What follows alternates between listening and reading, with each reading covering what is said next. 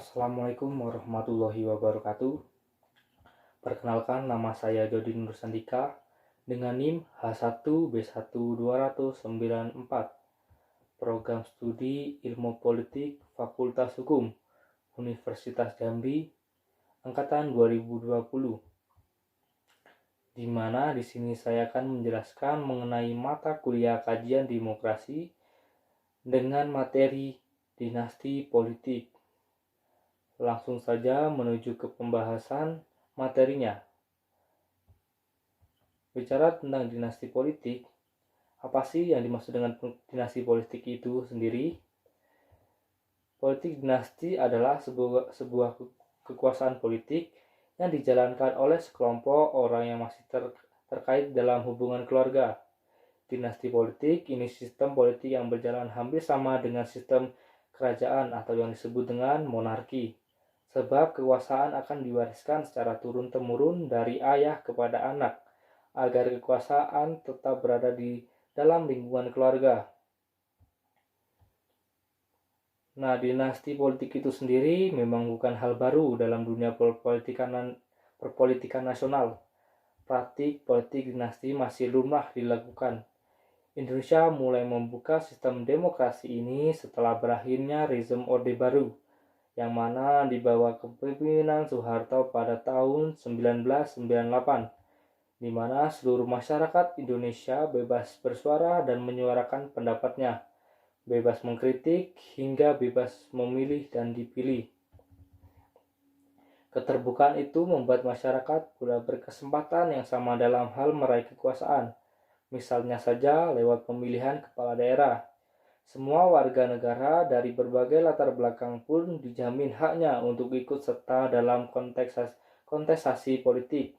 Kesempatan itu semakin terbuka luas manakala adanya aturan tentang desentralisasi kekuasaan dan otonomi daerah.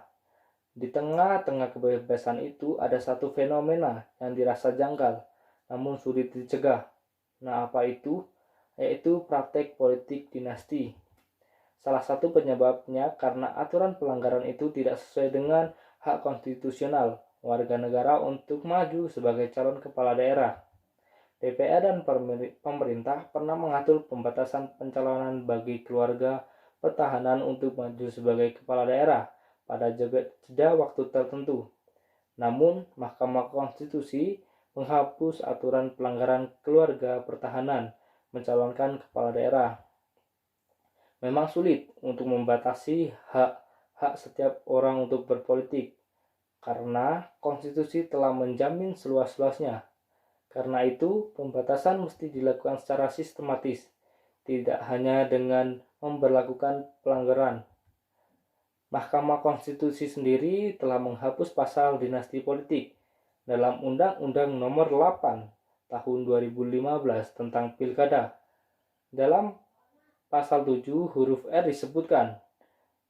menyebutkan bahwa warga negara Indonesia yang dapat menjadi calon gubernur dan wakil calon gubernur, calon bupati dan calon wakil bupati, serta calon wali kota dan calon wali kota adalah yang memenuhi persyaratan tidak memiliki konflik kepentingan dengan pertahanan. Nah, lalu apa yang dimaksud dengan kepentingan dengan pertahanan? Dalam penjelasan undang-undang tersebut disebutkan manakala yang dimaksud dengan tidak memiliki konflik kepentingan dengan pertahanan adalah tidak memiliki hubungan darah, ikatan perkawinan dan atau garis keturunan, tingkat lurus ke atas, ke bawah, ke samping dengan pertahanan, yaitu ayah, ibu, mertua, paman, bibi, kakak, adik, ipar, anak, menantu, kecuali telah melewati jeda 1 kali masa jabatan. Heru Widodo dan kawan-kawan mendalikan sedikitnya 4 isu HAM yang dilanggar dengan adanya pasal dinasti politik, yaitu yang pertama, pasal 21 DUHAM PBB tahun 1948. Poin pertama yang dijelaskan dalam pasal itu adalah setiap orang berhak turut serta dalam pemerintahan negari. sendiri, baik dengan langsung maupun dengan perantara wakil-wakil yang dipilih dengan bebas. Poin yang kedua, setiap orang berhak atas kesempatan yang sama untuk diangkat dalam jabatan pemerintah negerinya. Kemudian, yang kedua, pasal 5 ayat 1 Undang-Undang HAM yang menjelaskan setiap orang diakui sebagai manusia pribadi yang berhak menuntut dan memperoleh perlakuan serta perlindungan yang sama sesuai dengan martabat kemanusiaannya di depan hukum. Kemudian yang ketiga, pasal 15 Undang-Undang HAM yang menjelaskan setiap orang berhak memperjuangkan hak pengembangan dirinya baik secara pribadi maupun kolektif untuk membangun masyarakat, bangsa, dan negaranya.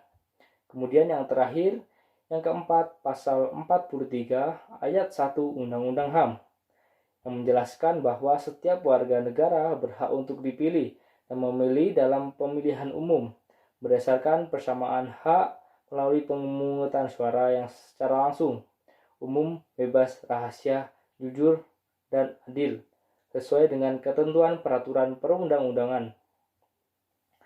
Kemudian jauh sebelumnya, MK telah memberikan batasan-batasan tentang pencabutan hak pilih dan dipilih. Pada tahun 2003, MK telah memberikan batasan lewat putusan MK nomor 011/PUU-1/2003. Dalam putusan itu, MK secara tegas mempertimbangkan hak konstitusional warga untuk memilih dan dipilih, right to be vote and right to be candidate, adalah hak yang dijamin oleh konstitusi, undang-undang maupun konvensi internasional. Nah, dari penjabaran di atas, apa sih yang menjadi penyebab dinasti politik itu terjadi? Nah, di sini saya akan menjabarkan apa saja yang menjadi hal-hal yang mengakibatkan munculnya dinasti politik terjadi, yaitu yang pertama, adanya keinginan dalam diri ataupun keluarga untuk memegang kekuasaan. Kemudian yang kedua, adanya kelompok terorganisir karena kesepakatan dalam kebersamaan dalam kelompok sehingga terbentuknya penguasa kelompok dan pengikut kelompok. Kemudian poin yang ketiga, adanya kolaborasi antara penguasa dan pengusaha untuk menggabungkan kekuatan modal dan kekuatan politisi.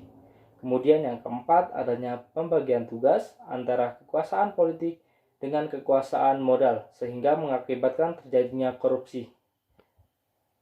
Selain penyebab terjadinya dinasti politik, ada juga dampak negatif dari dinasti politik itu terjadi. Nah, politik dinasti ini berakibatkan pada banyaknya pemimpin lokal yang menjadi politisi dengan pengaruh yang besar, sehingga semua keluarga termasuk anak dan istri berbondong-bondong untuk dapat terlibat dalam sistem pemerintahan. Nah, di sini saya akan menjelaskan apa saja dampak negatif jika politik dinasti terjadi. Yang pertama, menjadikan partai sebagai mesin politik yang menantinya hanya akan menyumbang fungsi ideal suatu partai sehingga target utama dari sebuah jabatan hanya sebatas ingin memiliki kekuasaan. Namun, kalau sudah begini, rekrutmen partai lebih didasarkan pada popularitas dan kekayaan caleg untuk meraih kemenangan. Dimulai dari sinilah kita munculnya calon instan dari kalangan selebriti, pengusaha, darah hijau, atau politik dinasti yang tidak melalui proses kaderisasi. Kemudian yang kedua, dampak selanjutnya adalah hasil dari proses kaderisasi yang tidak sesuai, sehingga berakibatkan pada tertutupnya kesempatan masyarakat yang merupakan kader yang handal dan berkualitas. Sirkulasi kekuasaan hanya berputar pada lingkungan elit tertentu dan pengusaha semata, sehingga sangat potensial terjadinya negosiasi dan penyusunan konspirasi kepentingan dalam menjalankan tugas kenegaraan. Kemudian yang ketiga, sulitnya mewujudkan cita-cita demokrasi karena tidak terciptanya pemerintahan yang baik dan bersih, clean and good government. Fungsi kontrol kekuasaan melemah dan tidak berjalan efektif sehingga kemungkinan terjadi penyimpangan kekuasaan seperti korupsi, kolusi, dan nepotisme. Nah, selain dampak negatif yang terjadi bila terjadinya dinasti politik, nah apa sih yang menjadi cara untuk membatasi politik dinasti itu bisa terjadi? Nah, dengan cara pembatasan agar dinasti politik itu tidak semakin berkembang harus dilakukannya secara sistematif. Nah, di sini saya akan menjelaskan bagaimana sih cara membatasi politik dinasti itu agar tidak terjadi.